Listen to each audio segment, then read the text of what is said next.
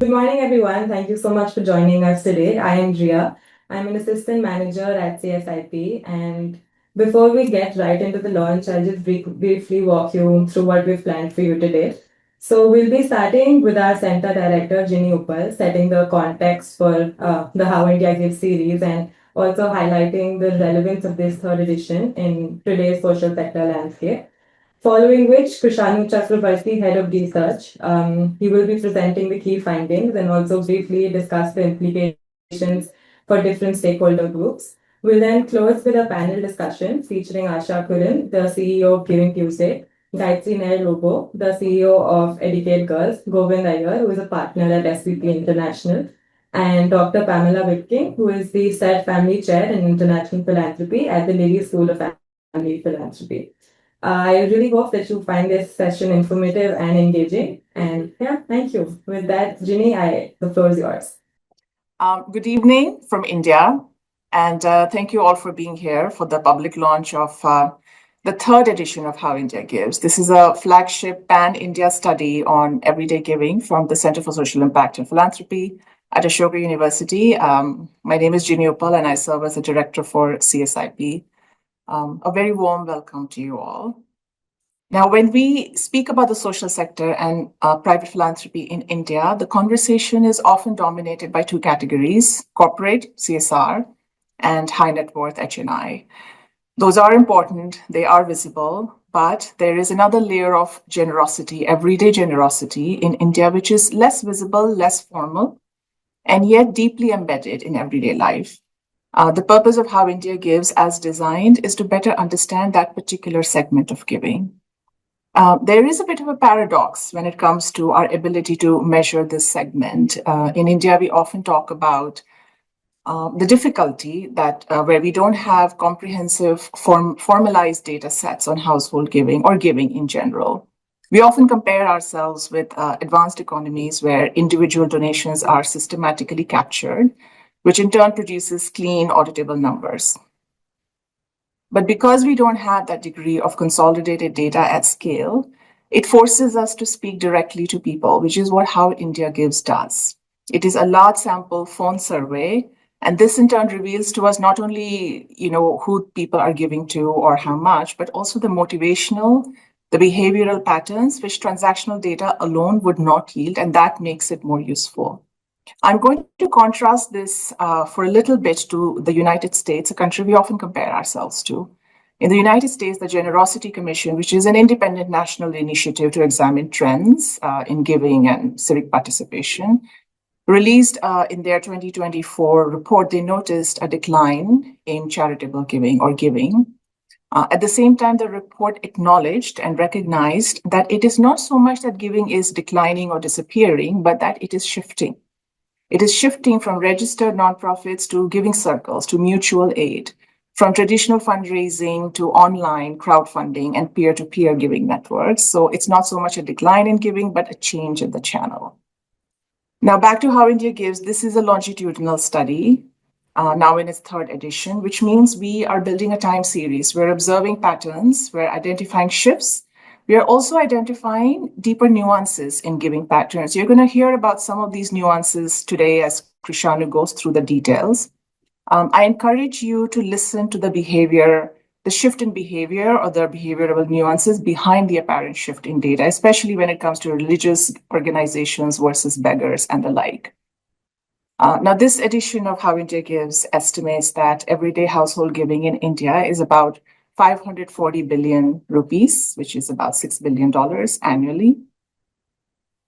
That is not a marginal number, but what is even more interesting than the top line number is what lies beneath it. There are a couple of findings I'm going to call out, and Krishanu will go through the details again.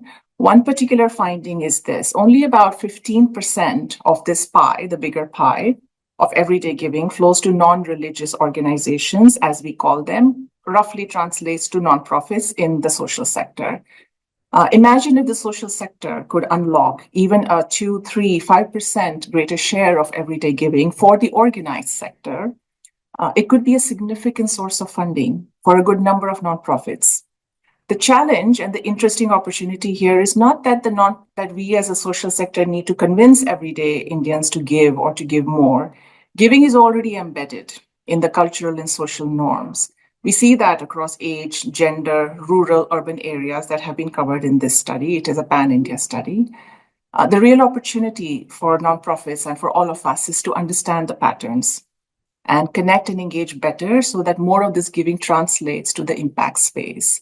I will speak a little bit more on how we at CSIP will participate on how we can address that opportunity. Now, I spoke a little earlier about the fact that lack of national data sets does not have to prevent us from attempting to measure everyday giving, which does not mean that we don't need data sets. We do. Another evolution in the methodology of how India gives in this edition is that we have anchored the survey responses to national consumption data sets as part of NSS, which has allowed us to examine the relationship between consumption, expenditure, and giving behavior. You'll hear more details shortly, but there is a distinct correlation between household consumption levels and giving. In other words, households that consume more, that spend more, whether it's on food, staples, travel, cars, they tend to give more. Both participation and quantum of giving tends to rise. What does this mean to us? India remains one of the fastest growing major economies in the world.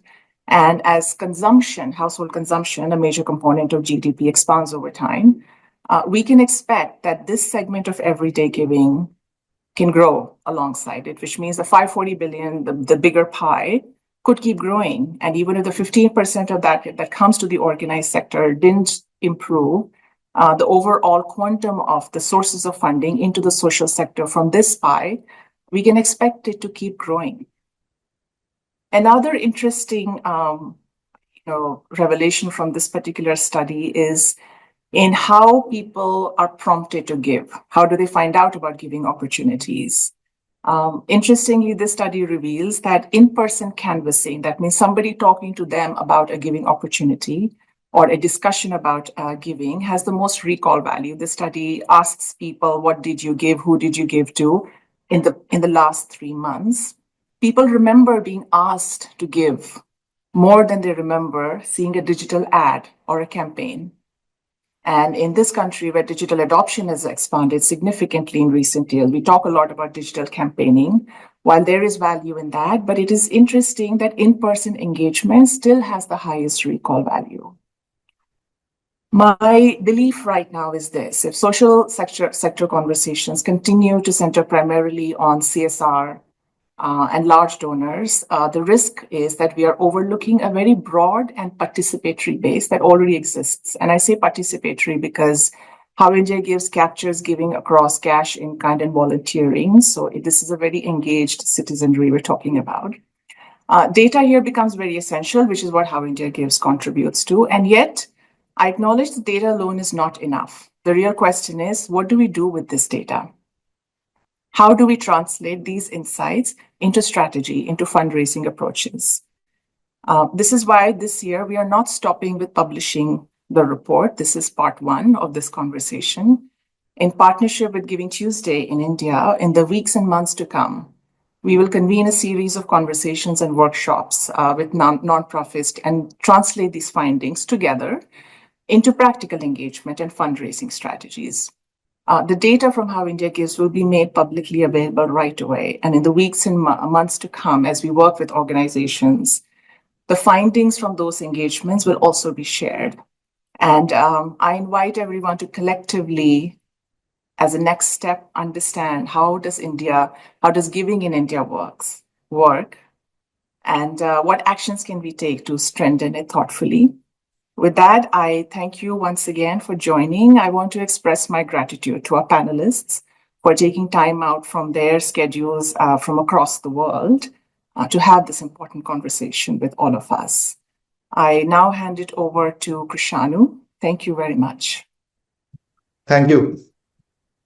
So without any more sort of delay, let me quickly share the presentation. Is it visible?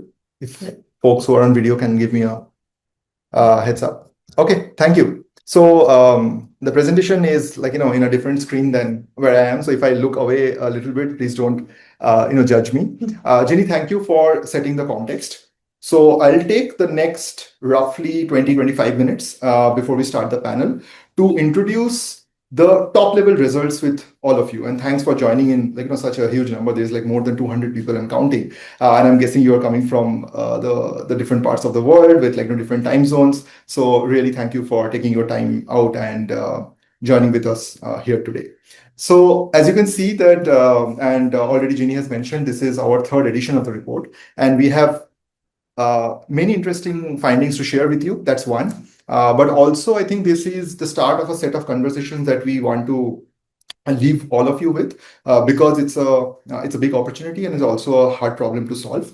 So without spending more time here, let me quickly show you what we have done. So this study, the How India Gives study, which has been done in 2025 and then sort of spans the 2025-26 as its year of sort of origin. This has been supported by our technical partners in terms of Artha Global, and they had a great team who was working very closely with us to design the study, operationalize the study, and work on the results together. So shout out to their team. And then first, I think because we have an audience who comes from varied backgrounds, so let me give a very quick context on why we should care about everyday giving.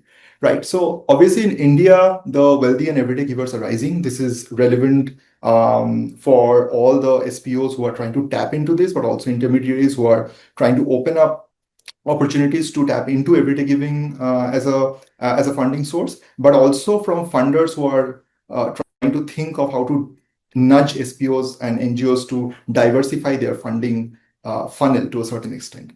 And that is why the retail giving, everyday giving, however you want to call it, that is already about 25 to 30% of private domestic giving, and it is actually projected to go at a very, very fast rate.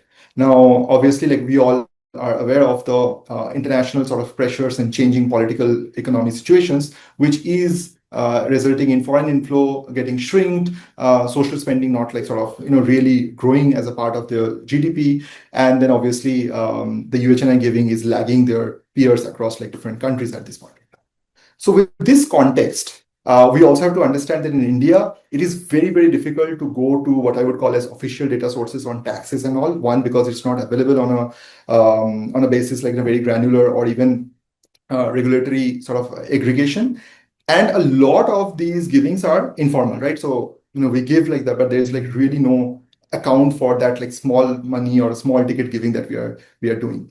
Now with this 90% sort of unaccounted sort of giving, which is informal in nature, only 10%. So what does it really mean in terms of trying to understand where is money flowing, how much money is flowing, and for what reasons people are contributing?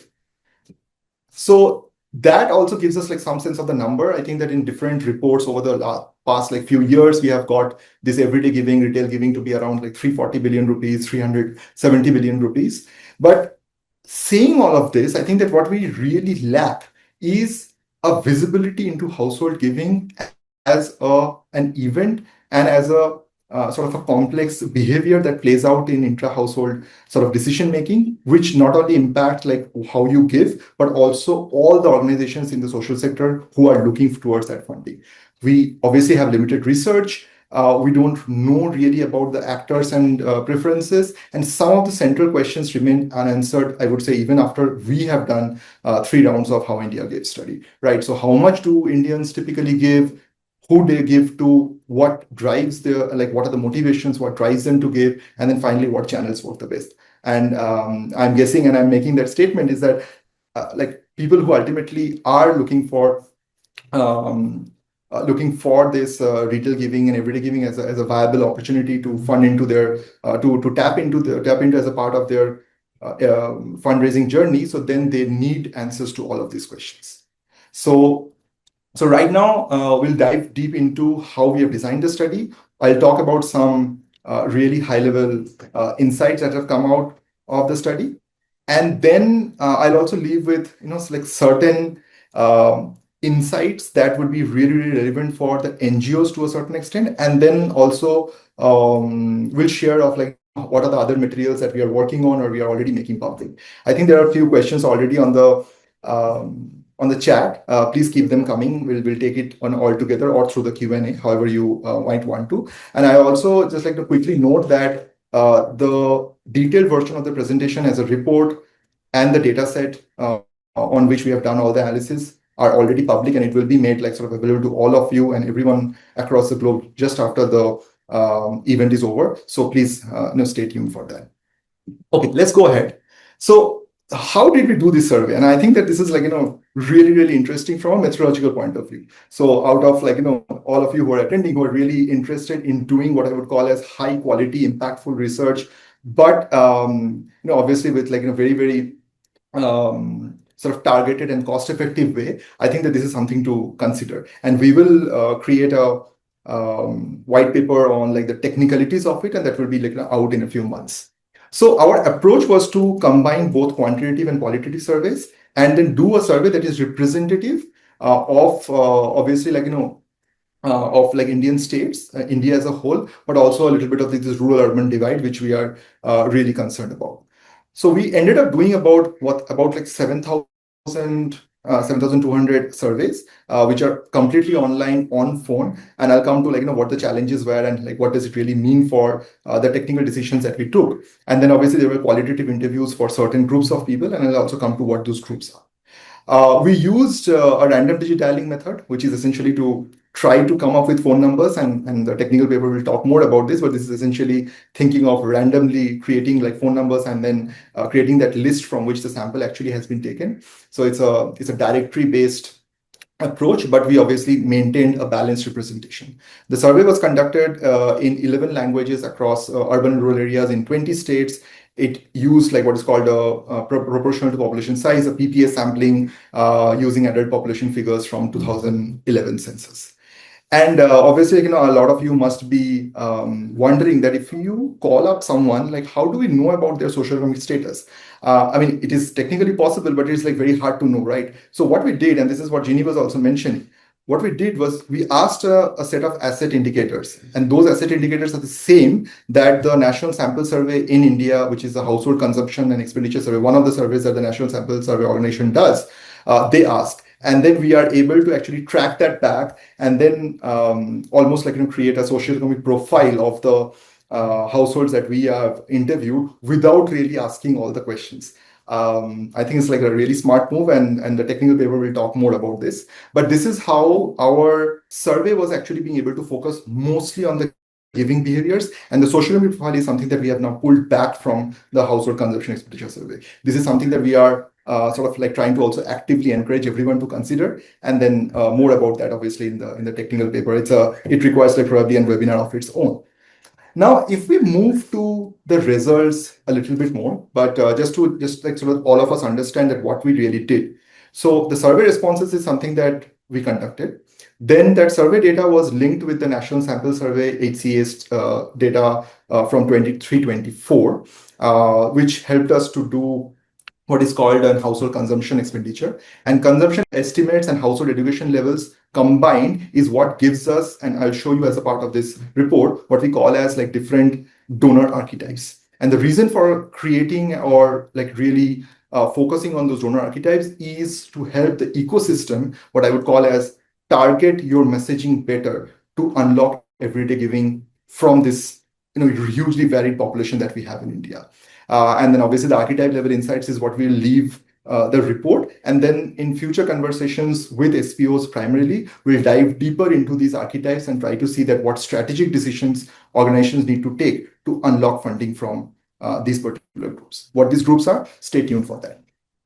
It's like a lot of technical jargon here, but the basic point that we wanted to convey is that in the 2025 survey, the balance was sought between the representation from rural and urban areas, and also the number of households like sort of like reduced because we wanted to have much more of like a cost-effective operational sort of survey design. And then finally, we did change a little bit in terms of the recall period. So in the case of 2025 survey, the one that we did last year, the recall period was 3 months, and the survey was done in such a time of the year which avoided any traditional sort of like big religious festival, like mostly in like most parts of India, so as to not get that effect into your survey itself. And then a lot of these are, the estimates are true for the population.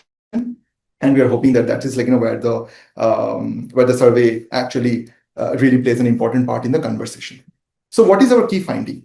I think some of the findings I would definitely say, as you can see on your screen, is not really surprising at all. And what is not surprising, at least like for me, is that yes, 46%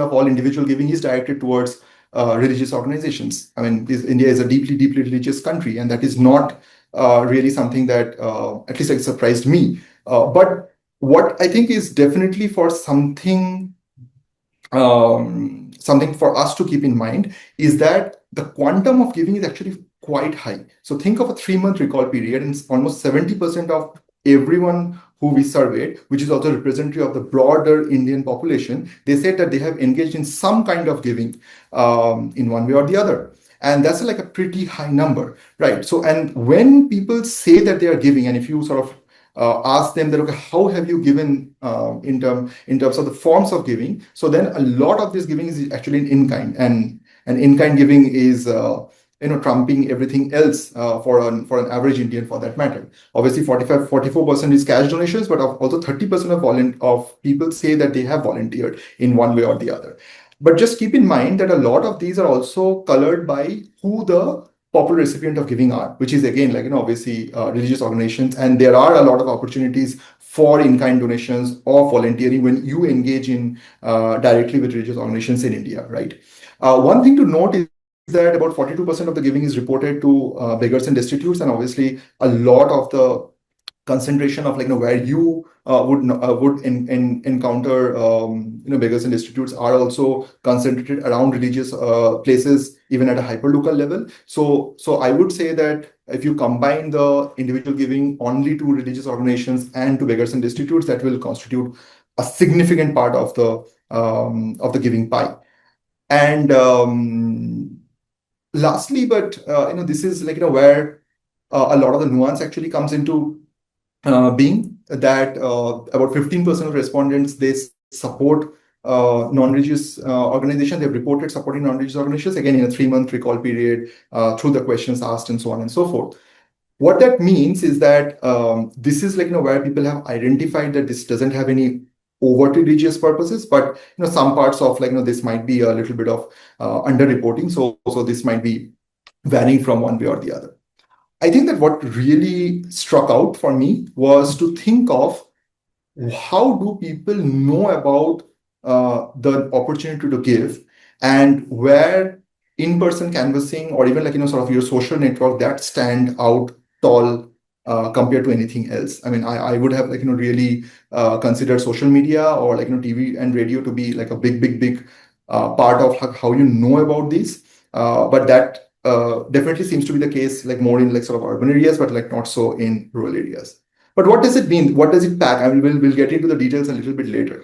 But all of this help us in estimating that the total market size in sort of annually is about 540 billion. But again, for organizations who are here today or who will read about this, underscoring the fact that about only 15% of this is probably going to organizations who are non-religious and are working towards a bunch of the social purpose which we are familiar with to a large extent. So this is not the entire pie, right? This is not right now the entire market. Now, if we take this at to a certain extent at the face value, and then dive deep into what I would consider as the regional differences. So you will see that north, south, east, and west, there is some sort of regional differences in terms of the prevalence of giving, and then north and south, obviously leading the other two areas at this point of time. And urbanization also plays a part. Eastern India is obviously sort of less urbanized, so you can see those variations coming in. But I would definitely say that there is difference between a female-headed household and a male-headed household, and that is where gender starts playing a gap. And the reason for us to just highlight all of this is to also say that the headline number doesn't tell us everything that we want to know. Right? So every cut that you make based on any socioeconomic characteristics or your gender or your location and so on and so forth will give you a balanced view. right? And while the detailed report, which is sort of public, will give you a lot of the cuts at this point of time, but what I would obviously encourage everyone is to go and actually download the data and try to see what more cuts are there, and then really make this a community of practice-driven insights that we can all benefit from. So you can definitely see that the religious organization and distributors and beggars do really have a difference in how male-headed households and female-headed households actually report giving. And there is obviously a gendered sort of angle to this. But let's just spend a couple of minutes in the channels, right? And I think that think of an average Indian who is reporting that for them in-person canvassing, right? And that becomes such a big part of your trust and also your recall in terms of where have you heard about the last sort of really impactful, what you consider to be the impactful opportunity of giving. And think of and then try to contrast this, not contrast it, but really superimpose this on the high degree of religious giving, and then think of the number of hyper-local messages and the hyper-local opportunities that you have and the social networks that you have at your village and your community level and your sort of societal level. So that means that your social networks and the people that you trust, they coming to you, or people who are in the same community as you are, they're coming to you and telling you about a giving opportunity, still trumps everything else on a singular basis. If you add that to what you call as here is others, so which essentially means that you're also listening to your family, there are already inbuilt traditions in your family to give and so on and so forth, that constitutes about 50% of all reported and recalled primary channels of giving. One thing to obviously note that a lot of these are other social media, apart from Facebook, SMS, and Instagram. This also points to these really interesting set of sort of social media, share rates and Moj and a bunch of these, which are really outside urban India to a certain extent. That definitely is a big prominent one, but obviously people are recalling social media, and we expect that this to grow up more and more as time goes by. So let's come to the yeah, definitely. I think Vidhi has made a good point. So I just noticed it offhand. So let's come to how we encourage all the social purpose organizations, NGOs, to think about what drives giving, right, to a large extent. And I think that this is not unusual. And this graph that you see here, this is not unusual to think that does your economic condition obviously drive or is strongly correlated with your giving pattern. So if you think of the predicted rate of giving, and what we see here is that, and these are obviously your monthly consumption expenditure. So as your monthly consumption expenditure goes up, so there is obviously a linear relationship between that going up and your predicted rate of giving going up. But what I would encourage everyone to see here is that what is the level at this is starting. So even if a family is at somewhere around 4,000, 5,000, per for that family, the monthly consumption expenditure, you're almost likely to find that family give at a 50% rate in the last 3 months if you ask them to. So to a certain extent, it seems that yes, you should just ask everyone, because it is more likely than not that any average Indian household will report giving in one way or the other. And again, this is a combination of in-kind, volunteering, cash, and so on and so forth. But still, the rate of giving, as all of us think of it, it is pretty generous, I would say.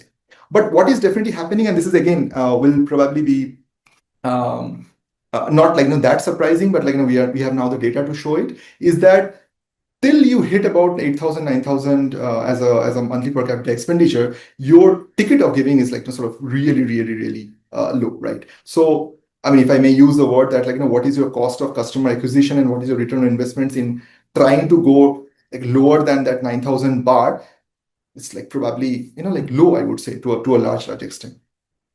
Now, what happens is that once you cross that 10,000 mark, you will see there's a huge increase in the predicted amount of giving in the last sort of 3 months as correlated with your monthly per capita expenditure, right? And that essentially means that this is where the top sort of 5%, 3%, 6% of the population lies, who have a lot of disposable income. But that also unfortunately means that everyone is trying to target this population again and again, and probably there's sort of a bombardment of a lot of messages that are coming through. So the question, and I would say like to a certain extent, the dilemma comes to the NGOs, and this is what we are also going to try to solve with the NGOs through the workshops and through our Giving Tuesday collaboration, is to say that should we just like spread our resources out and like try to like get this from the entire mass, or is it like better to only target the top end of the population, and that is like where the volume lies, and the per ticket conversion is what is going to give your return on investments. I would say that at this point of time, like, instead of answering that question, let us ask ourselves that can we better understand who is giving for what? And who are these people essentially? I mean, obviously we talk of like India as if like it's a single sort of like monolith of like people, which is not true, and we know this from different experiences of ours.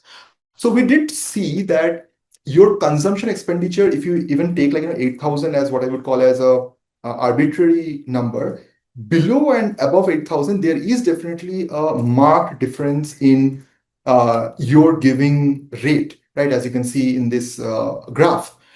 Now, once you think about this and extend it to other parts, which is on your giving amount, and also where do you learn about your potential channels of giving and so on and so forth, we see like these correlations happen more and more.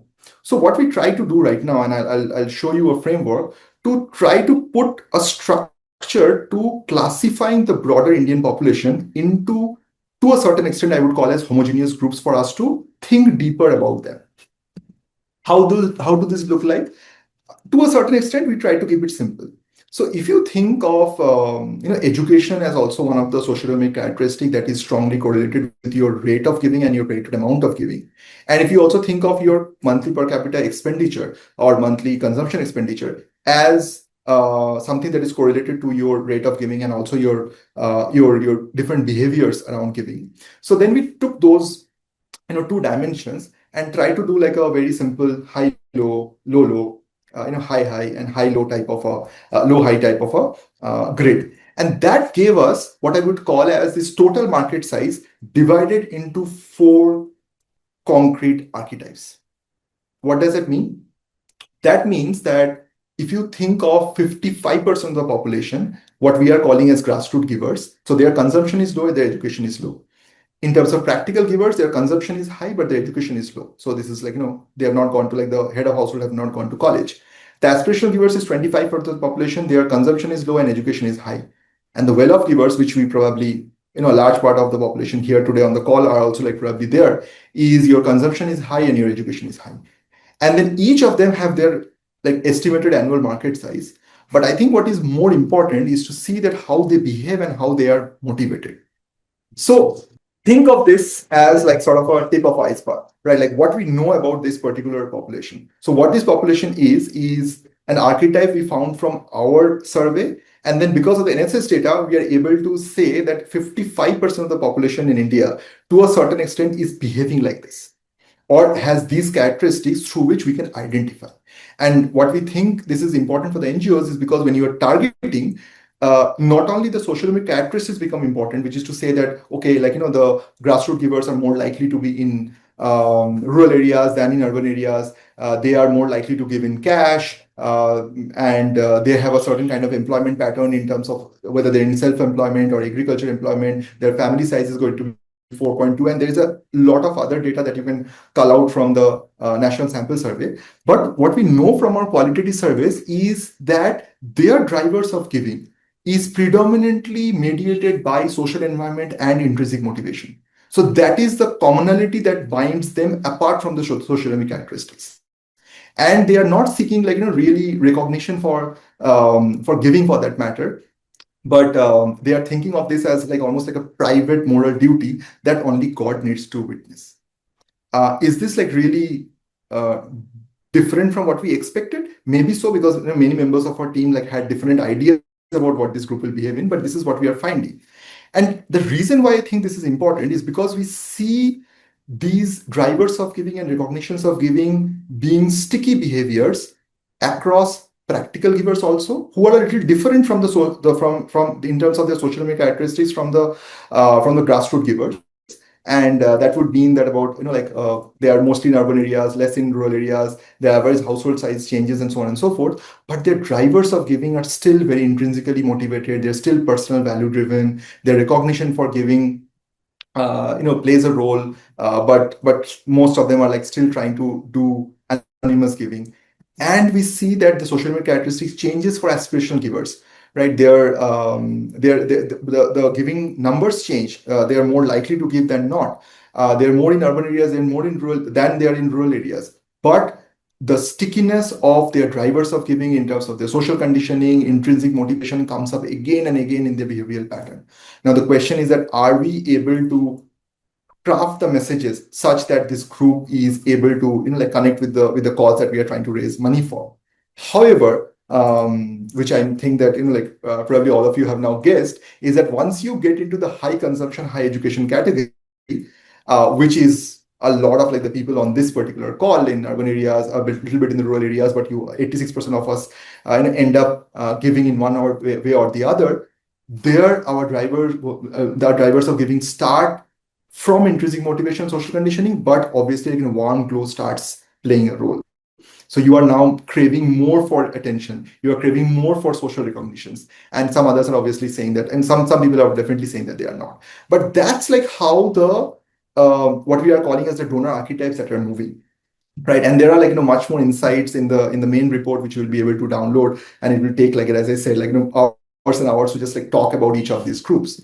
But what I want to leave all of you, and then we also have to get into our panel discussion on what it really means for India and the world, is that there are different insights for relevant fundraisers. Now, our promise is to the ecosystem is that we will sort of really take this forward in terms of very dedicated workshops to be able to see that how we can support NGOs when you are thinking of strategizing about your everyday fundraising. And this obviously should be looked in conjunction with, I think if you have not read, you should go and read the GivingTuesday's report, which is an NGO perspective on what works for everyday giving. And this is almost that your customer perspective on what works for NGO giving. And there are a bunch of these relevant strategies that we have just sort of started putting together. But obviously, the road ahead is quite long. I mean, these groups are just start of it. There are further analysis to be done on each of these groups, and obviously, to that 15%, which is probably more relevant than what a general population gives is. There needs to be more data sharing. We really need to find more systems so that we don't have to run these standalone surveys more and more. And then finally, there needs to be some cross sector partnerships such that NGOs, organizations like us who generate and sort of our do tanks in that way, and the government system and community networks are able to use this public knowledge to give better, to give to the right causes. And then finally, obviously, I wanted to quickly share with all the SPOs here. We will do a post-launch NGO workshop with Giving Tuesdays, combining their report and this sort of report plus data to do a hands-on workshop on how to do effective fundraising, or how to think about effective fundraising for that matter, which all targeted towards everyday giving. And the dates for that will be announced soon, so please keep an eye out. Here you through the QR code, if you want, you can access the report. You can also access the data set. So all the data sets that we have spoken about, those are all hosted for free on the Open Science Framework. So please go there, see the data description, see the different data that we have used from HCS and all, and then just use it as much as possible. We'll also share the other sort of technical details and papers as sort of months go by. So that's it as of now. I think that we are, as usual, sort of getting pressed for time, and our eminent panelists are waiting. So what I can promise is this. What we'll do is that we'll start with our panelists, and I'll introduce them. And then, so Himanshi, so again, the report is available right after this call is ending on our website. So the detailed report is available, which is a much bigger version than what we have shown to you. And then you'll also have access to the data set. So everyone will access to everything. Everything is public, right? Yeah, so please, so this is the scanner, right? So let me end here. What I will do is that, sometimes during the panel, I'll try to pick up a bunch of these questions and try to answer as much as I can. But I'll introduce the panel in 1 minute, and then I'll pose a bunch of questions. I encourage all of you to also sort of put in your questions for the panelists. We'll be only able to take a few of those, and then go from there, if that's okay. And thank you so much for staying with us till this point. We are sort of 250 strong. Thank you. So this is something that you will again see on our website. So please don't get hung up on that. Oh, I'm not giving you this. So let me move on to the next part of the agenda.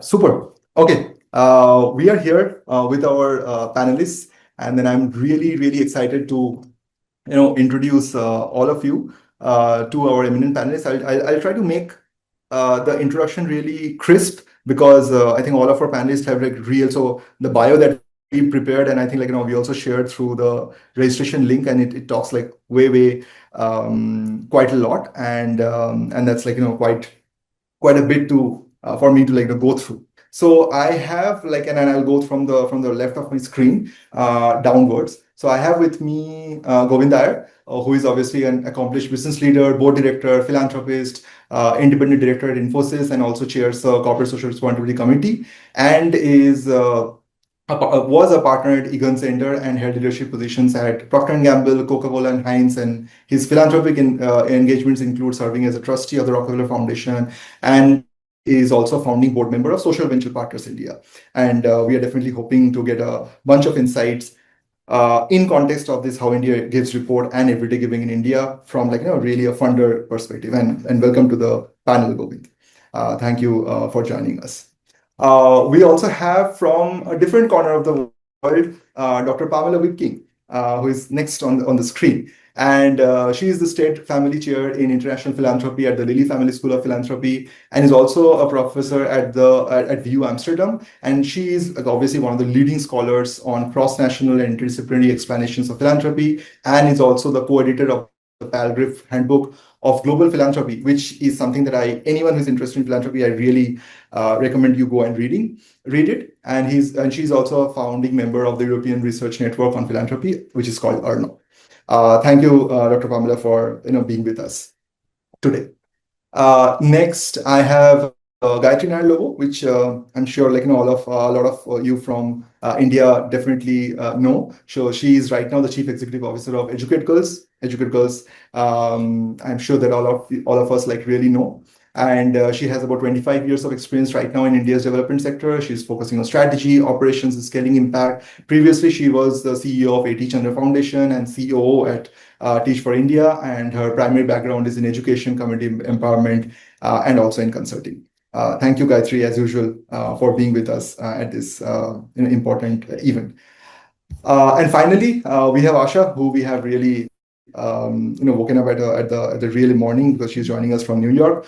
And Asha is the CEO of GivingTuesdays. GivingTuesdays is obviously globally recognized, and in GivingTuesdays and outside GivingTuesdays, she's a globally recognized leader in philanthropy. She holds several board positions and fellow positions, including the chair of the board of Guardian.org and fellow at Stanford University's Center for Philanthropy and Civil Society. She has been named to the Time 100 Philanthropy list and the Not-for-Profit Times Top 50 Power and Influence list multiple times. Thank you again, Asha, for being with us today. With this really power-packed panel, let me quickly get into the meat of what we are going to discuss today. Right. So as all of our attendees can see that our panelists are really bringing in perspectives from these 4 different areas of the ecosystem. Gayatri mostly from the SPO, the NGO lens, who I consider to be one of the primary readers of this report and the users of the data, and where the conversation actually goes. But I think is equally important because Asha definitely has a lot of cross-sectoral experience, but definitely has led these Giving Tuesdays movement, which is one of the key drivers of engaging in everyday giving through the movement itself. Dr. Pamela obviously is a scholar and has a unique way of looking at this entire sector. And Govind has obviously seen all of it, from chairing the boards of organizations to being in the funding landscape himself. And all of them will bring their own interesting perspectives, and I'll pose questions to them. All the attendees, if you have any question, please direct it with the name of the panelist as you see fit, and then we'll pick up a few of these questions at the end of it. For the panelists, I think that like we are trying to get to about 2 to 3 questions from my end, and each of these 2 to 3 questions, I would definitely request you to be around like sort of 3 minutes, maybe like 3-4 minutes, not more than that, so that we can still finish on time. And I'm sure that we'll get more and more opportunities to discuss these questions as we go forward. So that's it from my end, and then I'll just start posing questions to you and then see what you think about this. So first, I want to start with Gayatri, because we have made this amply clear that our NGOs and SPOs are one of the primary sort of recipients and also the constituents of a report and a data of this kind, and the conversation that we want to have, especially in India, right? And you are with Educate Girls, and with your experience not only in Educate Girls but also like previously as a funder, I think that my sort of like straightforward question to you is, what do you think right now that the NGOs should rethink their strategy? I mean, given the changing funding landscape, and that you always had institutional donor dependency, you as in like in a general NGO always had institutional donor dependency, and if that means that you are moving to a resilient, sort of like much more resilient donor model, and how do you think about your strategic change such that everyday giving also becomes a part of that particular conversation? Sure. So first of all, thank you for putting out this report. I've been waiting with bated breath to see what the report would say. I know it's a big pivot in terms of how you did it previously. So very thankful to you for the analysis and putting it out there for all of us to learn from. In terms of what strategies need to change, I think what NGOs have been doing pretty well is moving from transactional fundraising to actually building relationships, growing them, but all of this with high net worth and large funders, right? Foundations, etc. Being able to use that same lens, but with retail donors, is going to be an interesting challenge for us as NGOs, but it needs to be done. How do you build trust, right? If you look at the data you showed, I think you mentioned 46% give to religious giving. Don't hold me on to those numbers, but there is a certain level of trust there, right? I give my money to a temple or to a church, and I believe that it'll be spent well. That doesn't translate, unfortunately, to NGOs, and therefore, how do we actually marry good storytelling with building trust and credibility, such that those kind of questions don't come to NGOs, like, what are you spending on X, Y, and Z? And I think the third thing is, how do you do this at scale? So if I'm going to have, hundreds and thousands of retail donors, how do I build that experience for them like I do with my large donors? Like I said, building trust, building credibility, etc. And for that, I would say NGOs need to really invest in CRM systems. I know it doesn't sound very NGO-ish, but the reality is, if you want to have there's an AI summit happening simultaneously. If you don't use that and you don't use technology to be able to personalize the experience for a retail donor, then you're going to not be able to access this because somebody else will move faster than you. These would be my 3 things that I think needs to pivot with how NGOs think about retail giving. I mean, that definitely sort of resonates, but obviously that begs a question which I think that maybe like Asha, you are best placed to answer, is to say that, I mean, data right now is obviously the bedrock of the conversation that we are having at this point of time. HIG data is just like out. Gayatri also just mentioned about the data being a big tool, and how strategy can be formed as sort of evidence-driven, data-driven, and all. And GivingTuesdays obviously has been at the forefront of both movements and campaigns, like as a big part of how do you unlock everyday giving. But that also means that, and for people who don't know, that there's this huge data commons that you have been able to create across the world. And I think it's sort of a fantastic resource for everyone to actually look at it. And I wonder that how do you think or what can you draw lessons from that journey of creating the GivingTuesdays data commons, like transparency, evidence sharing across like all stakeholders, because obviously like some of the things that Gayatri spoken about is very capacity dependent, right? Like, maybe one educate girls would be able to like invest into CRMs and also generating evidence on their own, but like not everyone else. So what does like that really mean for something like data commons, and like how can the Indian ecosystem start thinking about this? Yeah, well, so nice to be with you. Really interesting to listen to everything Gayatri had to say as well, and the earlier presentation. So the GivingTuesday Data Commons grew organically out of the movement, which is sort of the inverse of the way that people often assume that it happened, that we had a data commons, we found out a lot about everyday giving and then grew GivingTuesday, but it was the opposite. We were asking, as GivingTuesday grew, really obvious questions like how many dollars were donated and how many people volunteered and what other actions were happening. And I was not a sector person when GivingTuesday began, and I was really shocked at the state of social sector data in the United States. I simply couldn't answer most of those questions. So the curiosity eventually became the foundation for mapping the entire ecosystem of generosity, because another thing we noticed is that where we were able to access data, it was only related to money. And we were really curious about the totality of generosity behaviors because they're all connected. Even if you only care about the money, the flow of currency, you want to know the rest of what inspires human generosity behaviors. So as GivingTuesday grew from an annual event into a global movement year-round, the data commons had to evolve with it. And now it involves funders and NGOs and social enterprises and even policymakers, and gives everybody timely data and analytical tools that they need to make better decisions. It's designed for continuous learning. So the whole sector gets stronger as the shared knowledge base grows, and collaboration naturally and organically happens along with that growth. Just as GivingTuesday was designed for everyone to participate, the data commons is the same. It's participatory and collaborative by design. It's shared, open infrastructure. It's not a competitive space. It's distributed, just like the movement is.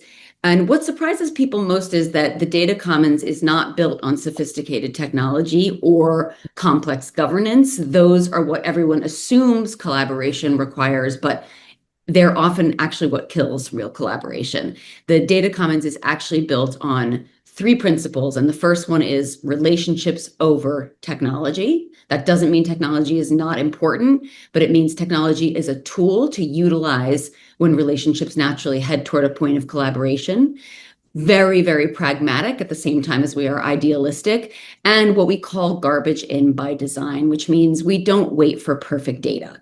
We work with what exists, because excluding messy data means often excluding the communities that need a seat at the table most and need their voice heard most.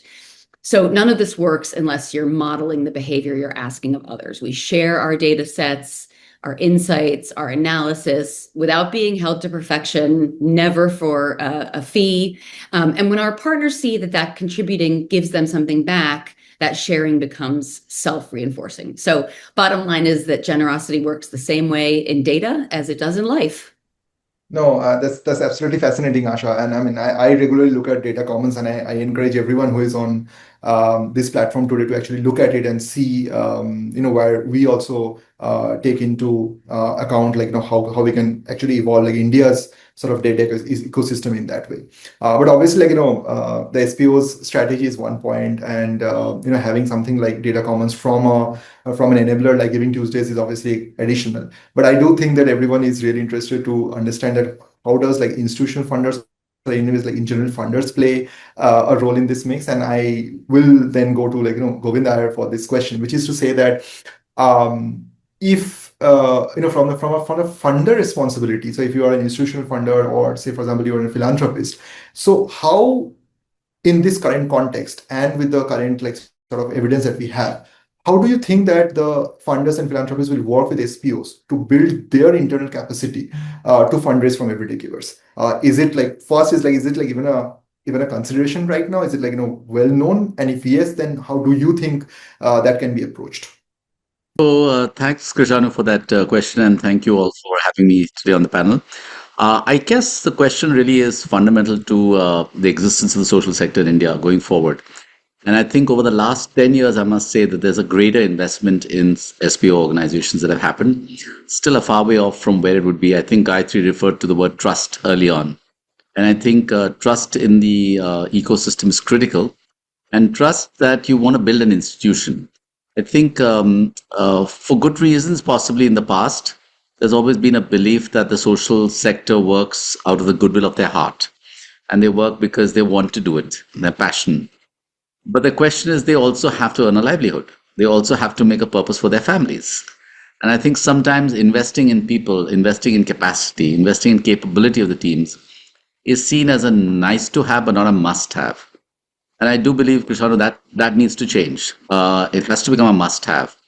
And I think there are organizations that are supporting this phenomenally in India and around the world. I think foundations have taken a larger play in that. I think individual philanthropists like me and others on this call should be looking at that as a purpose and not just as project funding or activity funding. And I think there's enough proof now. I mean, Gayatri used to be part of an organization that invested significantly in capacity building. And I think, many more should come in. So I do want to make one differentiation, though, that capacity building is building the capacity of an institution, but capability building is building the strength of the people in the organization. And I do think both should not be confused. I think many people look at capacity as being defined. In other words, I can buy a computer, I can buy a CRM solution, I'll give you money for that. But when it comes to taking a leader and developing them, that's not tangible, that's intangible. And that's something that people are not investing as much behind. So I would encourage individuals on this call, both the SPO leaders as well as philanthropists, to be conscious of capacity and capability. In most for-profit organizations, they have programs for capability, they have mentorship, they have growth. Why do we not have that in the social sector is my big challenge. There is a follow-up question to that, which I'll come to later, Govind, about how you really do that when you have a portfolio of organizations. But we'll circle back to you, because I really want to actually zoom out a little bit. I think that all of you have really spoken about a lot of concrete examples, but I would invite Dr. Pamela to just share her thoughts on what does it really mean. I mean, I know that every time we create a report like this, or try to write up something, this invariably goes in a comparison mode, and we generally say that, oh, there are far more matured markets like the US and the UK, and then their everyday giving behaves in a certain way. This is what we have learned from those markets, and so on and so forth. But I wonder that the all that we hear about, obviously, through this report or otherwise in India about everyday giving, how does that compare to either sort of developed or emerging markets where we can really learn something from? So that's the part one of the question. And then the second thing is also that this underlying thing about informality, and I have no judgment about whether informality is good or bad, but that's obviously a core feature of how the Indian market actually behaves in terms of everyday giving also. And the question is that, do you know of or should we as an economy or as a sort of a giving market learn something from countries that have made the transition from more informal to more of a formal, trackable sort of a giving economy? So that's the broad question. So yeah, so if you can open this up across countries, Dr. Pamela, for all of us. Yeah, thank you so much, Cristiano. Thank you for inviting me, and congratulations on this fantastic study. It is so much needed, and I love how it's publicly shared, like GivingTuesday shares everything publicly, and it is so important to grow this infrastructure, what Govind just talked so eloquently about. And as a funder, I was really, really happy to hear you say that it's so important to fund infrastructure and to fund the capabilities and capacities, because as an academic trying to raise funding for these types of research and studies, it is so challenging. So thank you for saying that out loud. Now to get to your question, Cristiano, first and foremost, based on my research, I strongly believe in the need of well-developed, well-organized, community-based philanthropy. So I think with that in mind, I think in India, you are ready to develop the sector in a way from the strength, from the bottom up, from the grassroots. And that is an advantage you actually have over quite a few other markets where philanthropy is highly institutionalized. and where these grassroots movements struggle to come from the ground, and where it's much harder to set those up. So I think by working from the strengths that are already there in India, you can actually do a lot, and in a very community inclusive way, where actually all the criticisms that we have about institutional philanthropy, that it's elite driven, there is lots of problems with equity, there's a loss of cohesion. You can avoid those by working from the grassroots, from the bottom up, but not just have this loose knit infrastructure for philanthropy, but have a very well organized, community-based, focused, well structured, organized type of philanthropy in India. And then I think if you want to get to that, there are three issues I see, and they're at the micro, the meso, and the organizational, and at the macro level. And then at the micro level, that is something Gayatri, sorry if I mispronounce your names, already addressed really well. It's about trust. People give to people they trust. They want to see their donations spent well, or when they volunteer time, or when they help someone, they want to see it's effective. And that is so much easier to do if you know the people. So if you know the religious leaders, if you know the people in your neighborhood, and you give to them, you trust that it will be spent well. But if you give to this distant organization, it is much harder to understand that your gift will be spent well. And there comes the issue at the organizational level, because a lot of the organizations across the world struggle with accountability, because they are fully run by very motivated professional, but also passionate people who will not always have the training and accessibility to the knowledge to really run an organization in the most accountable way. So it is really important for organizations to be accountable in terms of their finances, share information publicly so people can know how the donations are spent. Try to understand what you're doing is actually doing what you intend to do, and not actually harmful, because in philanthropy, often we also see that some initiatives or interventions can actually harm people.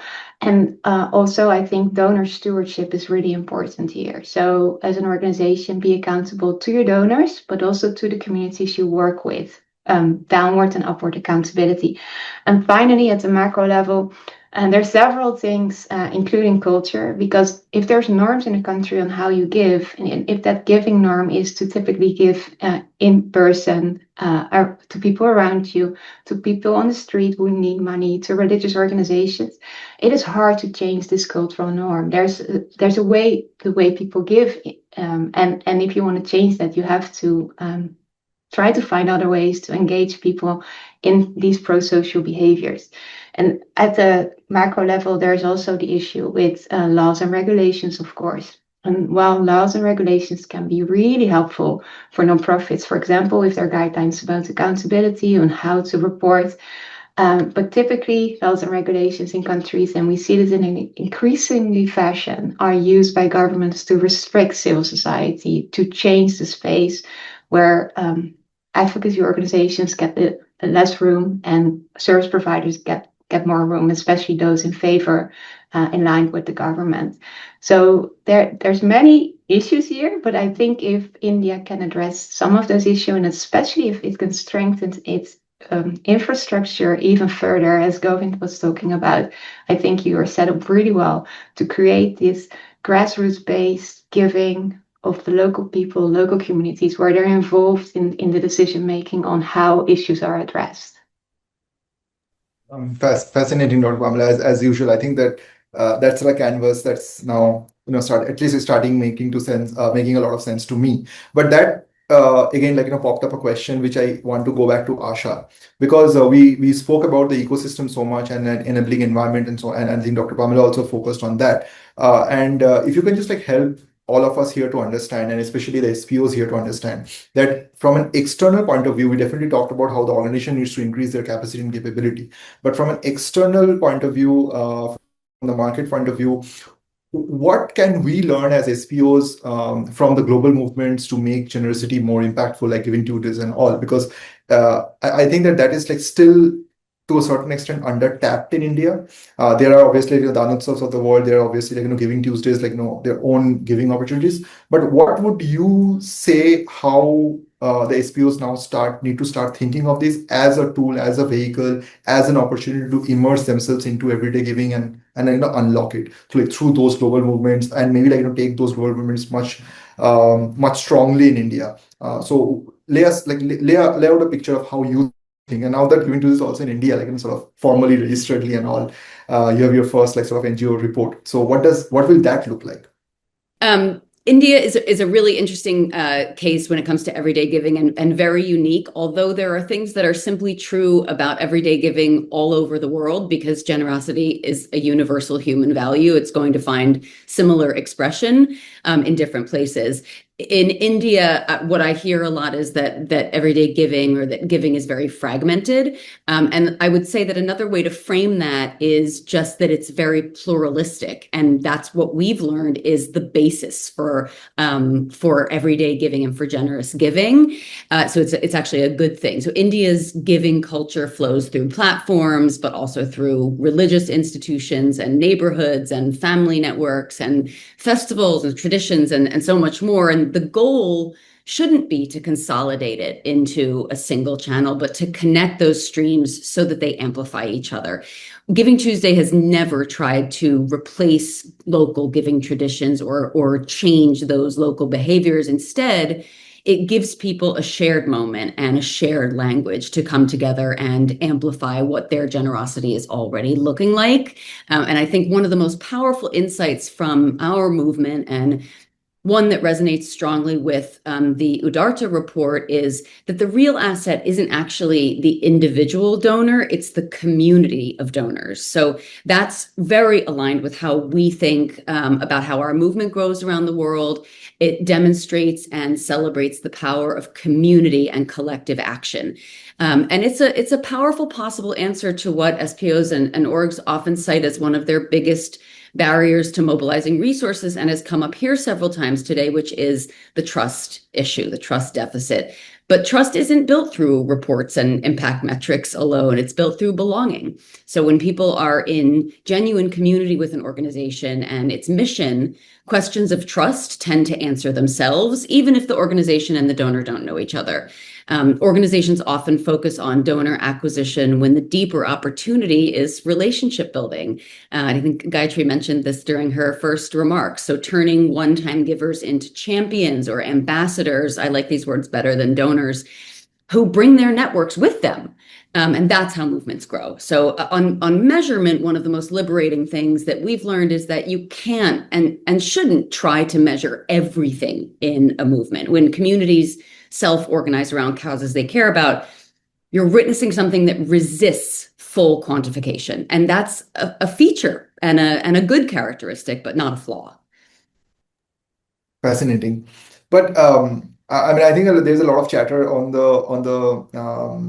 this comment box and chat also, which is related to the question that now we can come into the specifics of, say, for example, Gayatri, you as CEO of an SPO, which is sort of fairly large, has certain capabilities, want to build more capabilities. If we can go and discuss a little bit of the specifics, right? So there is some sort of know-how. Asha and team are doing the global data commons. There's now the sort of data from CSIP about how India is giving in terms of everyday giving. So there's some sort of know-how, I would say. I'm not saying that there are solutions, but there's some sort of know-how about, and obviously, Dr. Pamela spoke about the different countries and what we can learn. But you as an SPO, what do you think is the support that you would need from obviously the broader ecosystem, but also from organizations who are producing these type of knowledges? What partnerships are you looking for? What are the concrete steps that you would look for to now go from, yes, there's a nice set of data, there's a nice set of report and everything, it gives a overview, to what really matters, which is to essentially shift the organizational priority to a larger extent and try to tap into everyday giving in the context of your organization. And maybe this is the start of the conversation for all the SPOs to think about their own context. But if you have any thoughts, you can share with us. Sure. So, Krishanu, I think if you're asking me this question, I'm hoping I can hold you to it, that CSIP will. Yeah, for sure. Anything for you. Yeah. And anything for the sector, yes. So I think I really like the archetypes you made of donors and showing the potential where, well-off giver, 6% of the population, I think 100+ billion opportunity. What would be great is to do the next level of that, right? For that set of well-off givers or even the practical givers, what motivates them? So maybe like almost drawing out personas of who they are, what would make them give to education or health or any other sector? So just building out that would be great. Second, I think is some common understanding, like what are metrics that we can use, right? So what is a good cost of acquisition? There's a lot of talk in the sector that retail giving is really expensive. Yeah. So is it like, what is an okay number as a cost of acquisition?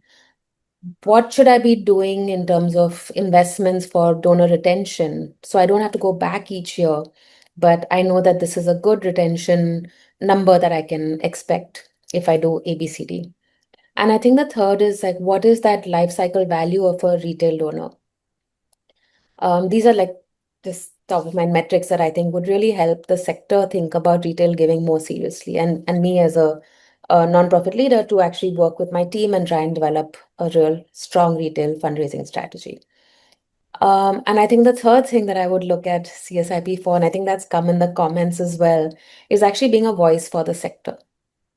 Right? What are common impact metrics that NGOs can work on that we demonstrate to this, the country or the world as a whole, rather than each one's narrative being different. I think that confusion in narrative, confusion in how we measure impact, confusion in how we communicate impact also leads to distrust. So I think, being able to build that voice and that narrative for the sector would be something I'd look to CSIP for, or For at sure. least like a CSIP. Yeah, I mean, we have GivingTuesdays here also. So, I mean, I'm sure this is shared responsibility, and we'll definitely, this is what we also want to go towards. But so, thanks for sharing this. But that definitely also brings in Govind in the mix, like from a funder perspective. I know, Govind, you already spoke about that. Yes, this is something that is getting into the conversation from a funder, from an individual philanthropist point of view. Probably, like some of the foundations are already discussing this with their own set of investee organizations. But like if you can give a little bit of like more specifics into this, that yes, like everyday giving needs to be a core pillar, but like from an individual philanthropist, from a funder, or like from anyone who is like you are also a board member of organizations. So how would you encourage SPOs to do this? Like what is so Gayatri has already laid out that these are the 4 or 5 metrics that she as like the the custodian and the CEO will be responsible for. But like from your point of view, how do you encourage the SPOs to think about this? Like, what is that the funders need to do so that the SPOs are also empowered to a certain extent? Like, nudged. What Yeah. is that? So I think I want to build on Gayatri's point, and I think another point that came up on the chat group. I think trust is hyperlocal. I think somebody mentioned that.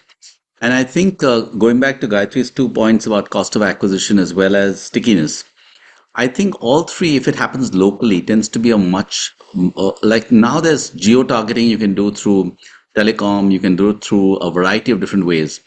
I'll give you my lived experience, Prashanu, that over the last 24, 30 months or so, I've been part of a number of different retail movements.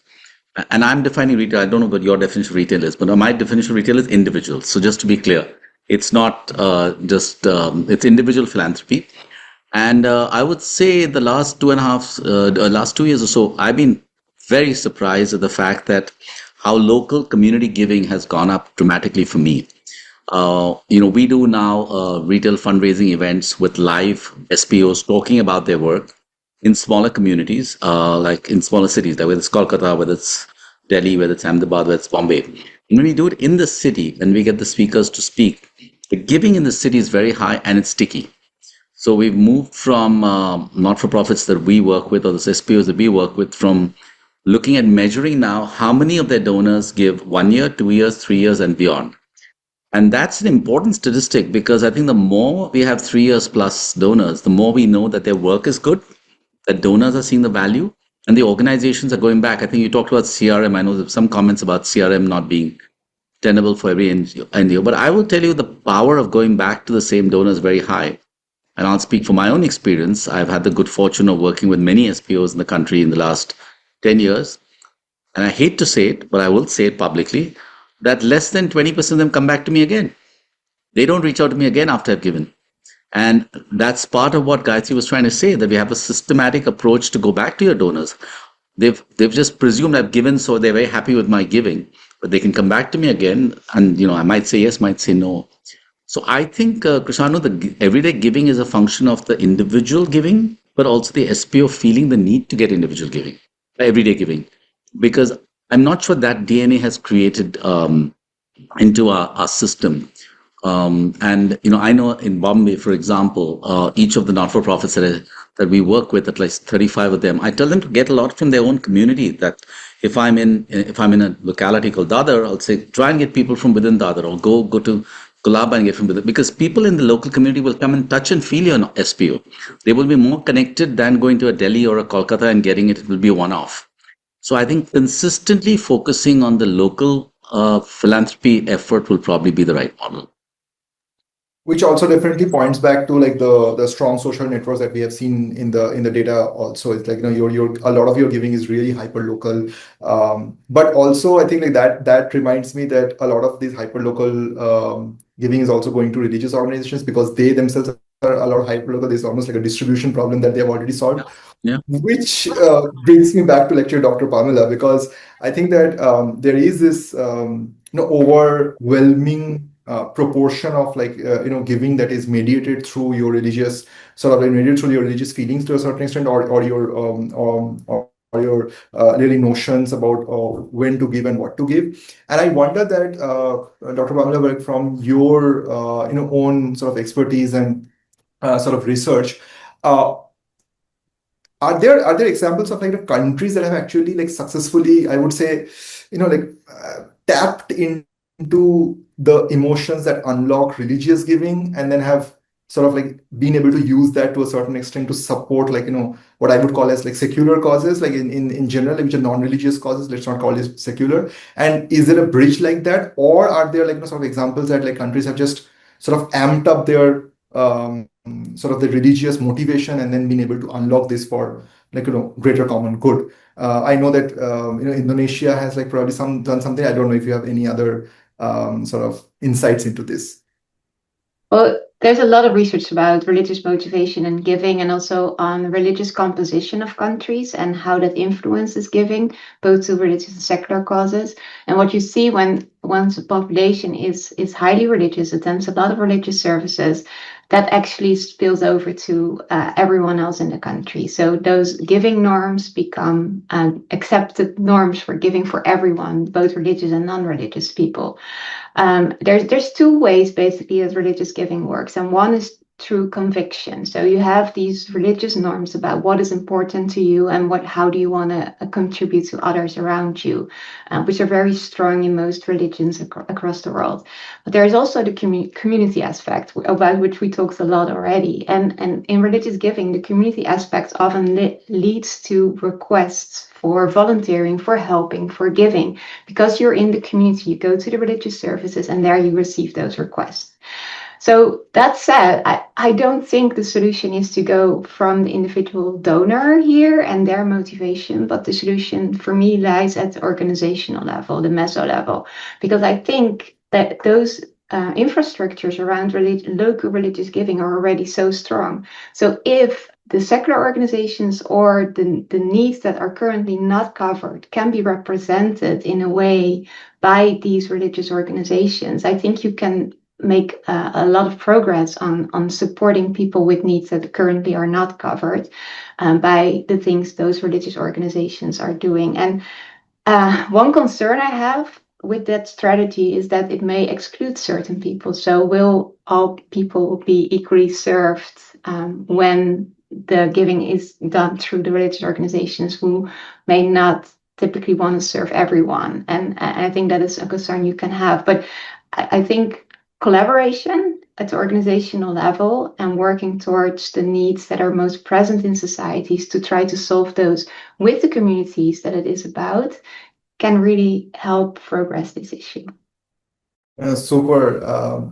Yeah, I mean, I myself have so many questions, but I really want to give the audience a chance. I think there are like a couple of like really interesting questions. I want one to be posed to, if Asha and Gayatri, both of you are comfortable in answering that from your own perspective. I think that Ami from Dasra has asked that how can we as social purpose organizations build better public narratives and trust? Because right now there's much fragmentation in understanding what we do along with mistrust, and that is very hard to mobilize funding. So how do we move past the silos of asking for our own organizations to asking for the sector as a large? And I do think that this question probably like fits in great from obviously Giving Tuesdays as like sort of a movement perspective, and then be Gayatri, because you also have like taken a I mean, Educate Girls have like taken a really like a big issue, and also the narrative around this is something that people really they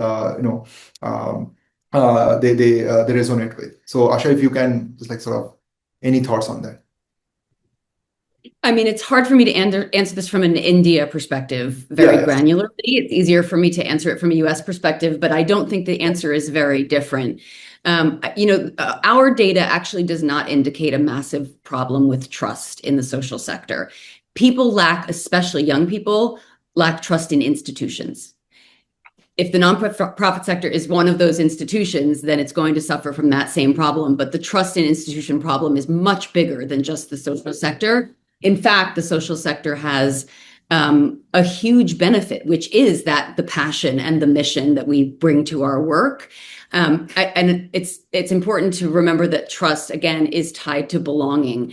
When people feel belonging in their communities, they're going to feel trust in the local organizations that serve those communities, because the work is going to be so open, transparent, and visible. It's harder when there's a big remove and a lot of intermediaries. So I think the question of how to make our work seem authentic and immediate and visible, but also really how to connect with people by trying to mobilize people rather than trying to mobilize resources.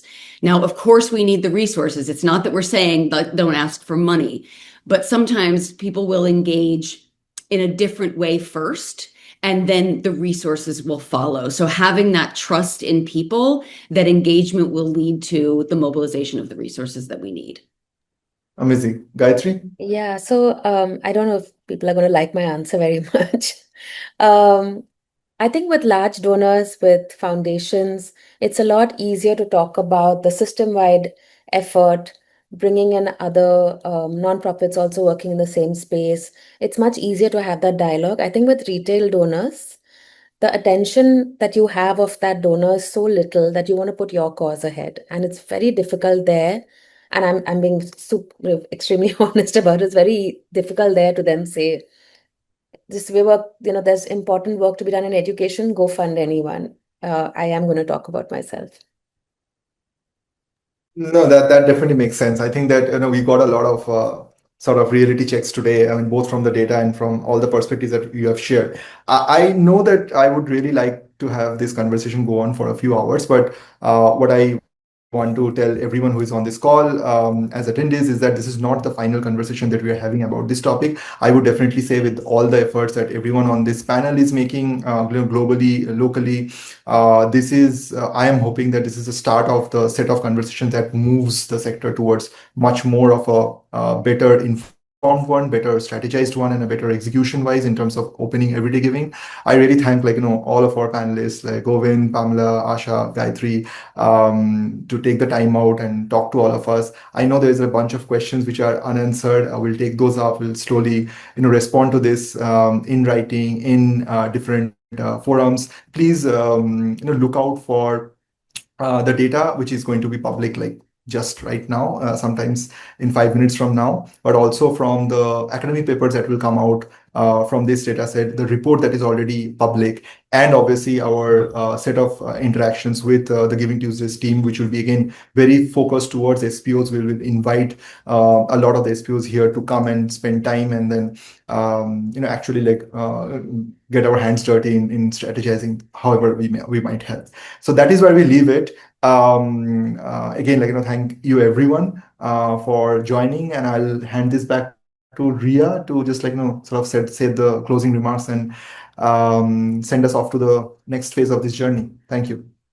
Yes, so thank you everyone for being here. It was wonderful to have you here, and thank you for joining in such large numbers, and we're very grateful that you're here. And thank you to the panel as well. I've put the website link on the chat to access the data set and the report. You can, of course, go to the website. We'll be sharing the recording of the session early next week. So please do not worry. If there's some part that you missed in the session, you can of course go back to the recording and revisit the discussion. Thank you so much, everyone. Thank you so much. Thank you, panelists. I'll see you again. Bye bye, Thank you. everyone. Bye bye.